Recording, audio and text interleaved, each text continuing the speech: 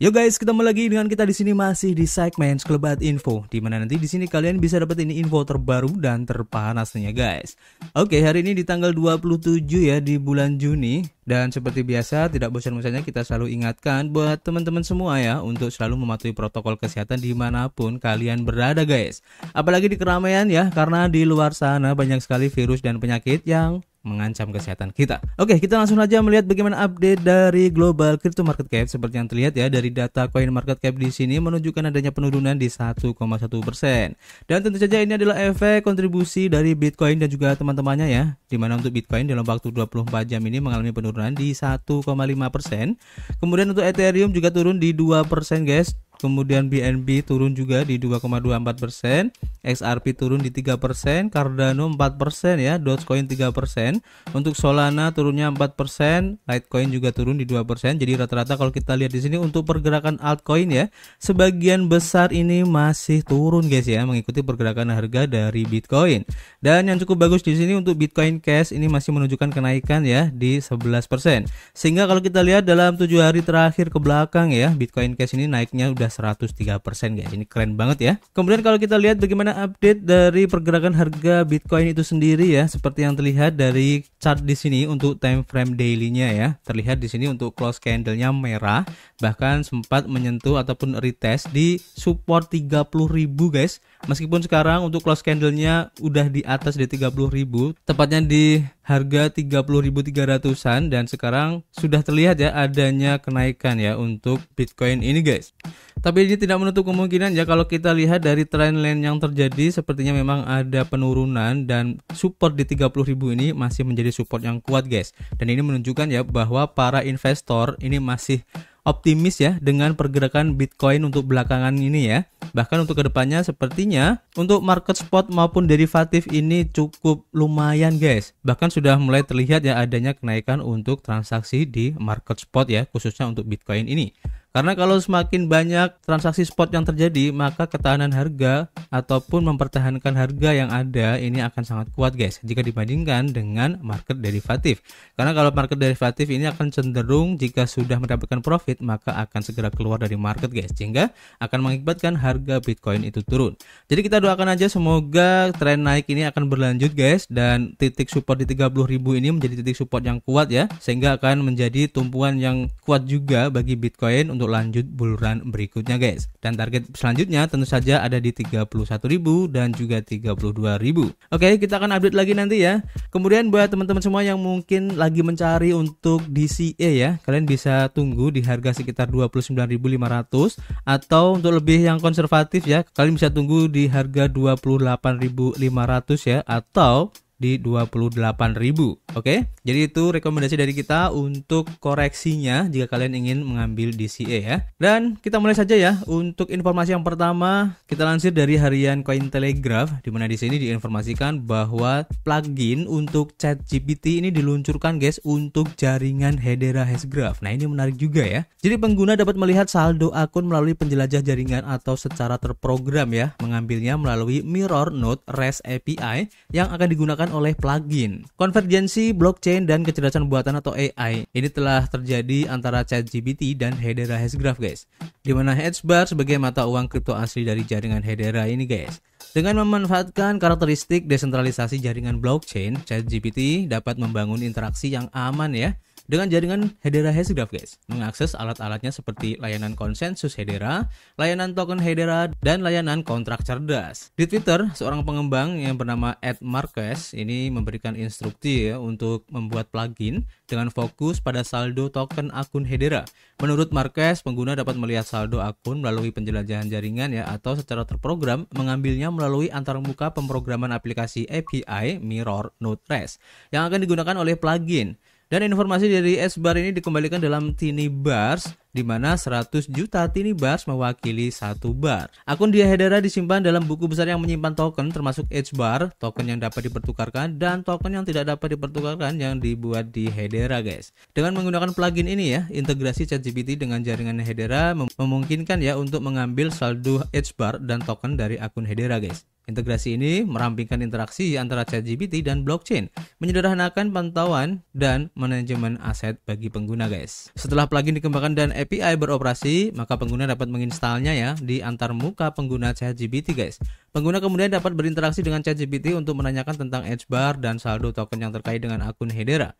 Plugin ini akan meminta API ResNode Mirror Hedera untuk mengambil informasi yang diperlukan guys. Teknologi blockchain memastikan verifikasi dan integritas konten yang dihasilkan oleh AI. Kemudian pengguna dapat terlibat dalam transaksi mikro, mengakses konten premium, dan berpartisipasi dalam ekonomi token tanpa khawatir tentang biaya tinggi atau penundaannya guys. Ini juga tentu saja membuka ya pintu untuk pengembang aplikasi terdesentralisasi. Aplikasi-aplikasi ini dapat memanfaatkan kekuatan dari kedua teknologi tersebut, menciptakan pasar yang terdesentralisasi, platform kolaboratif, dan menghargai kontribusi pengguna guys. Ini tentu saja keren banget ya yang dilakukan oleh Hedera Hashgraph, dan kita doakan aja semoga inovasi yang dilakukan oleh Hedera Hashgraph ini bisa menaikkan harga token dari Hedera Hashgraph ya, yaitu Edge Bar.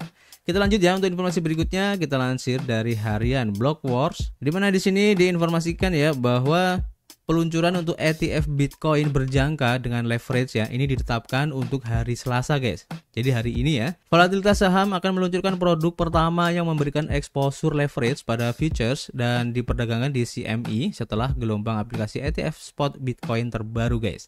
ETF pertama yang berbasis di Amerika Serikat menawarkan exposure panjang dengan leverage terhadap kontrak berjangka Bitcoin akan diluncurkan minggu ini. Volatilitas shares merencana untuk memulai debut ETF strategi Bitcoin 2X atau BITX pada hari Selasa. Seorang juru bicara mengatakan kepada Blockworks, dana ini mencari hasil investasi yang sesuai ya, dengan 2 kali kelebihan pengambilan dari S&P CME Bitcoin Futures Daily Roll Index untuk 1 hari guys. Ini menarik ya, jadi kita tunggu aja nanti efek dari leverage Bitcoin Futures ETF ini, karena sedikit banyak ini akan menjadi awal ya untuk masuknya Bitcoin di platform institusional guys. Ini keren banget. Kita lanjut informasi berikutnya, kita lansir dari harian Cointelegraph, di mana di sini diinformasikan bahwa Bank Sentral Swiss mengumumkan rencana ya untuk uji coba CBDC guys dengan uang sungguhan. Nah, ini menarik ya. Jadi Thomas Jordan sebagai kepala Swiss National Bank mengumumkan proyek ini pada sebuah konferensi di Zurich. Bank masih merasa berhati-hati tentang CBDC retail. Kepala Swiss National Bank telah mengumumkan ya bahwa bank tersebut akan meluncurkan proyek percontohan mata uang digital bank sentral grosir atau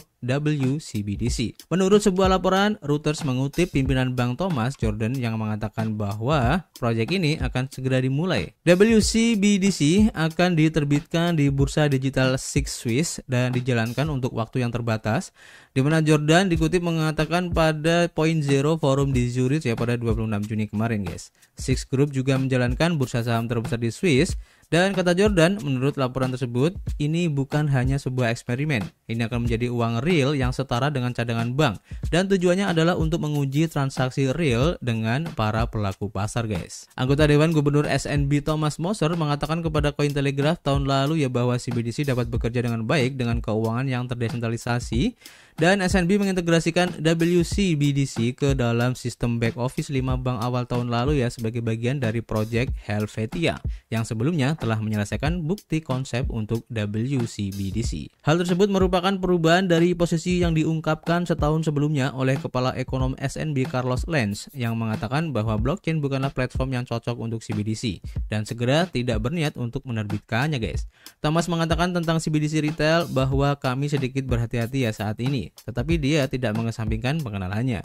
Anggota Dewan Gubernur SNB Andrea Meschler juga yang berbicara di acara yang berbeda dari Jordan di Point Zero Forum tahun ini mengatakan bahwa bank sentral tidak memperkirakan penggantian uang tunai ya di negara tersebut. Meschler juga menyatakan tahun lalu bahwa para pejabat SNB percaya bahwa resikonya lebih besar ya daripada manfaatnya terkait CBDC retail ini guys. Jadi kita tunggu aja kelanjutannya bagaimana ya untuk Bank Swiss ini dalam hal CBDC.